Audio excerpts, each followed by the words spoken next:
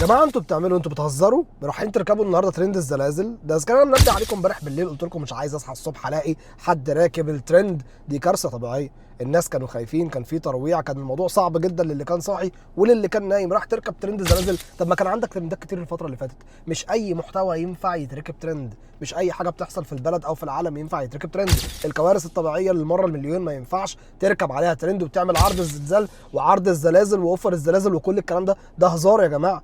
ما انت كان عندك اليومين اللي فاتوا دول ترند سبايدر مان ولسه شغال لحد النهارده، واحنا استغليناه وشركات كتير جدا استغلته في العالم كله سواء دول اوروبيه او دول عربيه. عندك ترند البنت الجميله او الطفل الجميل الصغير اللي كان بيتصور سيلفي والشركات كلها برضه استغلته، اكبر شركات العالم والبيج نيمز. عمرك شفت شركه كبيره محترمه مالتي ناشونال بتستخدم ترند كارثه طبيعيه؟ اكيد لا.